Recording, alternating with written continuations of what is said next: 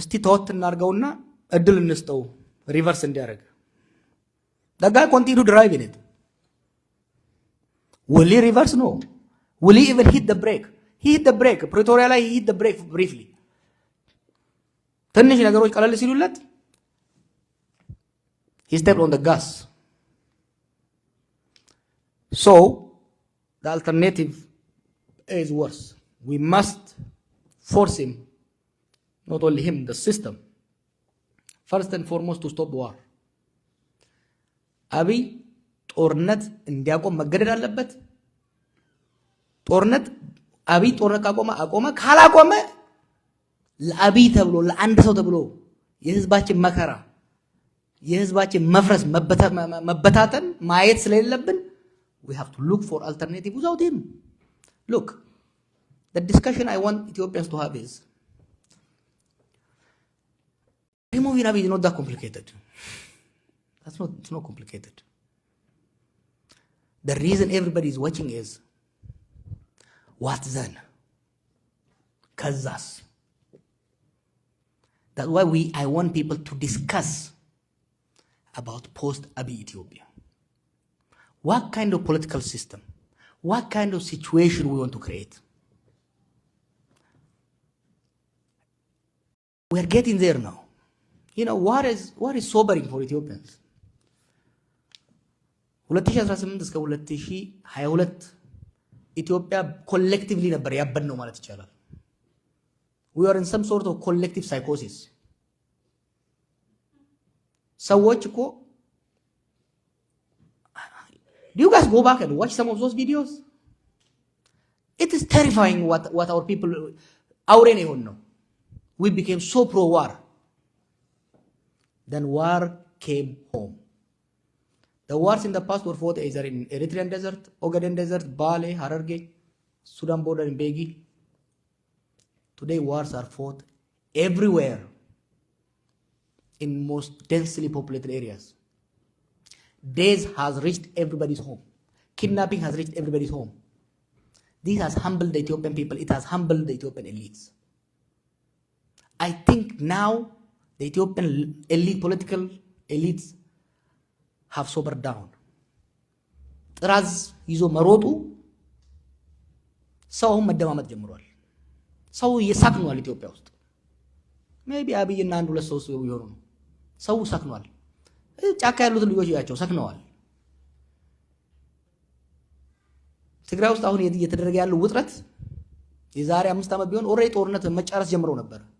ጦርነት it has sobered us. We have learned the hard way the limits of violence, the danger and limits of violence. So I think opportunity has come. And this is what threatens Abiy, when people sober down and discuss. About the Oromo elites.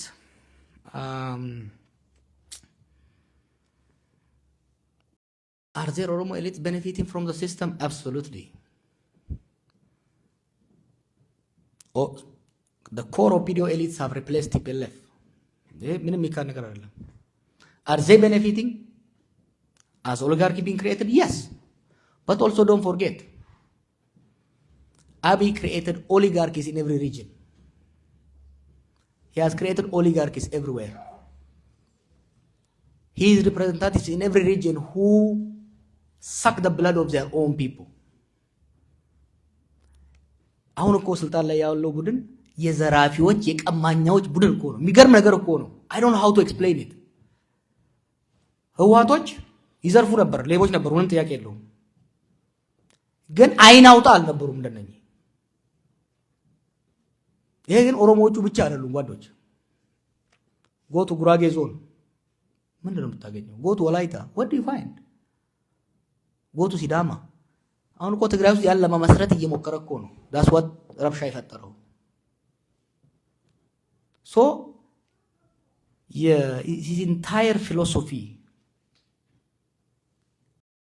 ሁሌ እኮ ምን ይለን ነበር? የሰው ልጅ ማንኛውም ሰው ከገንዘብና ከስልጣን አያልፍም። the difference is the price. but the basic የሆነ ኤርፖርት መገዛው መጽሐፍ ላይ የሚጻፉ ነገሮች አሉ አይደል? he had that view. so he has created in every community. so ባት ብራግ ለማድረግ ሳይሆን መጀመሪያ የአብይን አካሄድ እምቢ ያለው ኦሮሞ ነው ከማንም በፊት። ዛሬም ቢሆን የሚያጨበጭብለት ኦሮሞ የለም። ተወሰኑ አካባቢ ያሉ ናቸው እንጂ we fought ቅድም አንተ እንዳልከው አሉላ እንዳለው during the Tigray war the Oromos was the loudest voice. I want Oromos to be the loudest voice even now for what's happening in Amhara region. That is morally responsible. So are there groups who benefit? Yes. ኦሮሞ እኮ ጓዶች ይዘኑልን በሁለት እኮ የተጎዳ ነው።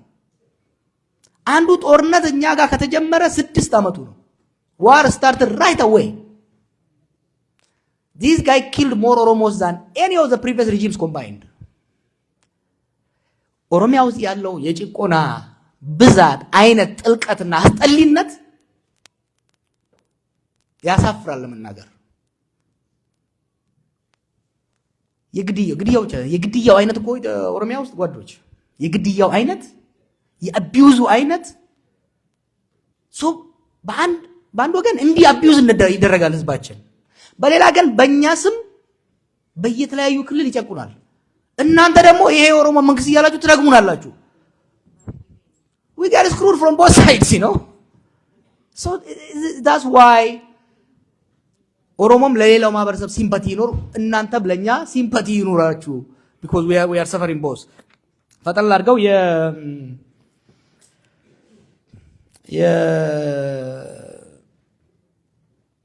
ከሌሎች ጋር ተጣምረህ ለምን አሰራም? ሰራለሁ፣ እየሰራውም ነው። my job, my skills is to analyze, to agitate, to encourage, to create space. ሰው እኮ አድቫንቴጅ ጥንካሬውን ማየት አለበት። I create space. ያን ስፔስ ተጠቀሙበት፣ ተጠቀሙብኝ ነው። when I went to Ethiopia ያ ነው አንዱ ስለ ነበረው ያለኝን ልምድ ያለኝን ትምህርት ማንንም ለማካፈል ሬዲ ነኝ፣ ከማንም ጋር ለመተባበር ሬዲ ነኝ። because እዛ ሀገር ውስጥ ሁሉም ካልተባበረ በስተቀር አብይ ከህወሓት ጋር መፋጠጥ ሲጀምር ብዙ ሰው ጦርነቱ ትግራይ ላይ የሚቀር ነው የመሰለው። it destroyed the whole country. therefore መተባበር ግዴታ ነው። I explained how peace can be achieved. The first thing is to reach a consensus on primacy and priority of peace. That is very important. Then we exert a unified pressure. አብይ በጸሎትም ሆነ በሌላ ነገር ተስተካክሎ ሰላም ካመጣ አመጣ፣ ካልሆነ ግን አብረውት ያሉት ሰዎች አብረው ገደል ከመግባትና ሀገር የሚይዘው ገደል ከመግባት መፍትሄ ማምጣት፣ ያ ካልሆነ ግን ህዝባችንን አስተባብረን ህዝባችንና ሀገራችንን እናድናለን።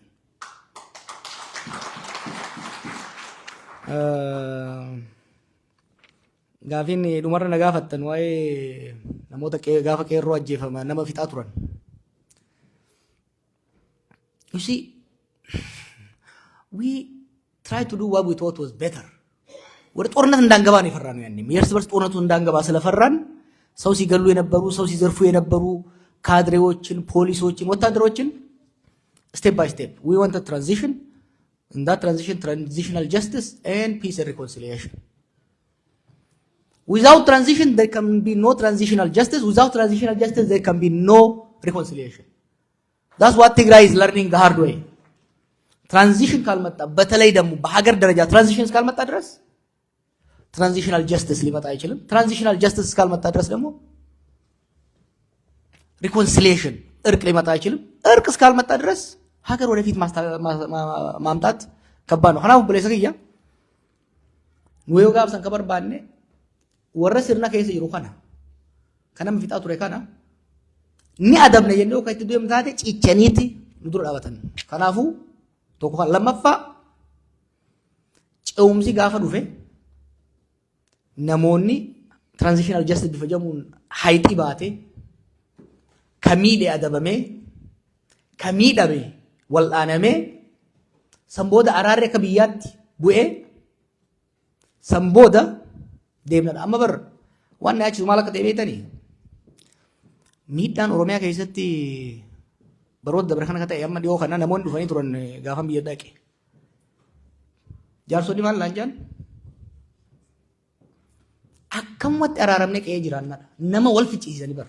Abbaan milishaa ilmi waboo. Yoo ijoolleen nama tokko achii ajjeefte waraana keessatti dhufanii maatii sana ajjeesan. Namni keenya dhiiga wal dibe akka malee. It's going to be very difficult. I don't want to lie to you. The future reconciliation madaa nuti walirra uumne kana fayyisuun waan lafaan ta'u. Hojii guddaa gaafata. Garuu immoo sanuu dhaquudhaaf immoo dura dhiigni hogga dhaabatee booda maal goota? Faashaa itti hiita. Dhiiga hoggaa fayyee godaannisa hafe godaannisa san amma gaakimoonni jirtanii sarjariidhaan fayyisuu dandeenya. Ati godaannisa akkami fayyifna kanaan jechaa jirtu. An maaliif jechaa jira? Mee dhiiga haa dhaabnu. Amma dhiiga haa dhaabnu. Dhiiga naqamu. Dhiigni haa rajjiguun haa dhaabbatu. Because that will be important for the life. Then we can take step by step towards curing, towards repairing the damage.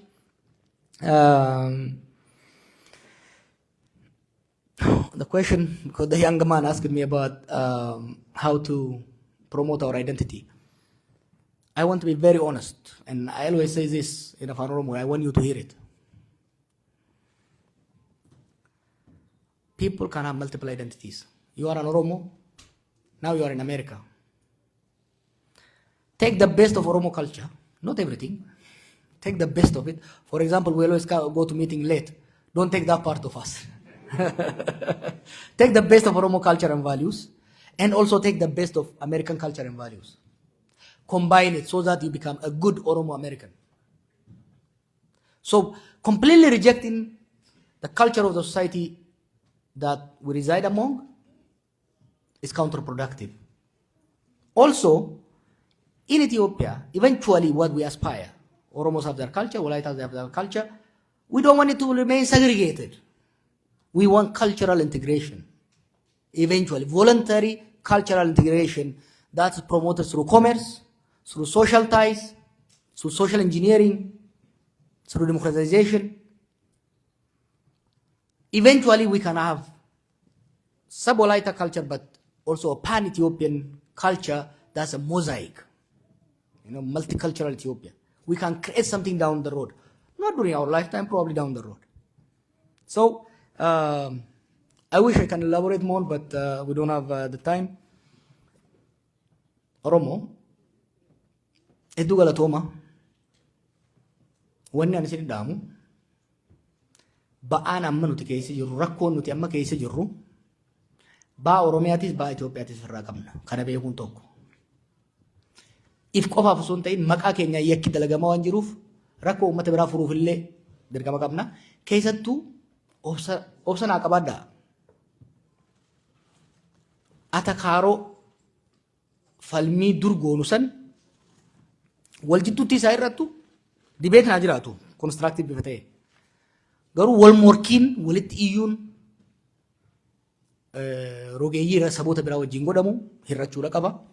Wal jidduutti walii obsuu, wal danda'uu, community keessan cimsuu, charchi keessan cimsuu, masgida keessan cimsuu, dalagachuu, wal gargaaruun cimuudha qaba. Challenging nuti fuuldura jiru guddaa. We probably have 2018. We probably have 50% chance of creating a better future.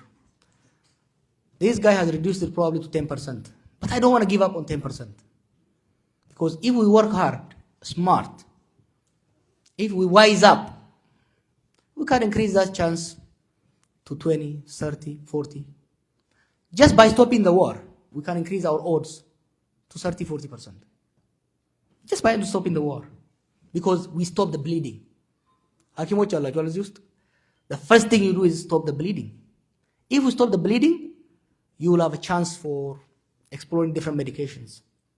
So let's focus on stopping the bleeding. Then we will have an opportunity to find a different specialist, to airlift our country to other hospitals. We will have more opportunities. ሌሎች ስለመጣችሁ በጣም ደስተኛ ነኝ።